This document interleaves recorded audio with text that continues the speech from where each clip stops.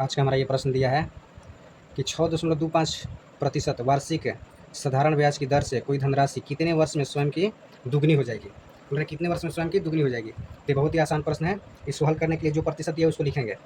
कितना दिया है प्रतिशत, कितना दिया है प्रतिशत दिया है 6.25%। चलिए इसको भिन्न में बदलते हैं। तो भिन्न बदलने के लिए नीचे 100 लिखा जाता है और दशमलव के बाद कितना डिजिट है, कितना अंक है, तो 2 है, 1 2, तो इसीलिए 2 जीरो बैठाएंगे। इधर 2 जीरो बैठा दिया, ऊपर में दशमलव हट गया तो कितना हमारा नंबर बच गया ये, तो 625 बाटा में 100 गुने 100 हो गया।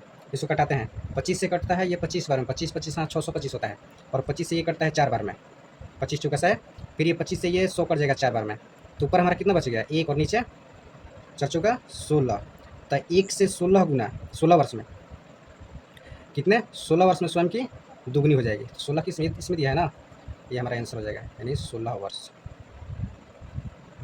फिर हमारा अगला प्रश्न है, दिया है यदि पहली संख्या और दूसरी संख्या किसी तीसरी संख्या की तुलना में 25% और 50% अधिक है, यानी कि दो संख्या कौन कौन है, पहली संख्या और दूसरी संख्या, वो तीसरी संख्या से 25% और 50% अधिक है, तो पहली और दूसरी संख्या का अनुपात ज्ञात करना है।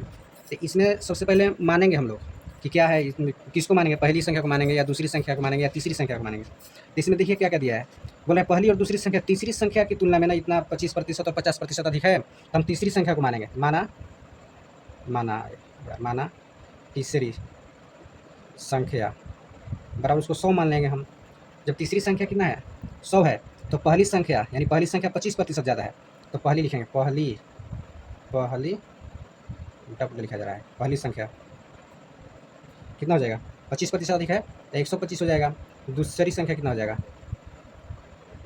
50% अधिक है ना, तो 150 हो जाएगा। और प्रश्न में पूछ क्या रहा है, तो पहली और दूसरी संख्या का अनुपात ज्ञात कीजिए, तो बस अनुपात ज्ञात कर लीजिए। अनुपात पहली और दूसरी ना, तो पहली 125 है, अनुपात इसको बोलते हैं, और दूसरी 150 है। इसको कटाइए, 25 से कटता है 5 बार में, और 25 से कटता है 25 छक्का 150 6 बार में, तो 5/6 हमारा आंसर हो जाएगा।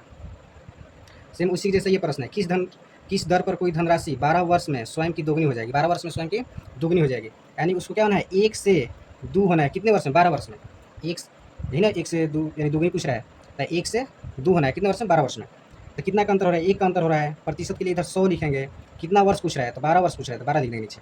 इसको कटाएंगे, 4 से कटता है 3 बार में और 4 से कटता है 25 बार में, तो हमारा क्या आएगा आंसर 25/3। इसको हम पूर्णांक में कैसे लिख सकते हैं, तो नीचे जो रहता है उसको नीचे लिखो, उसके बाद इधर 8 हो जाएगा और इधर 1 हो जाएगा, तब ना 8 का 24 1 25 होगा, जितना ये है उतना ही आना चाहिए, तो 8 का 24 1 25% हमारा आंसर हो जाएगा।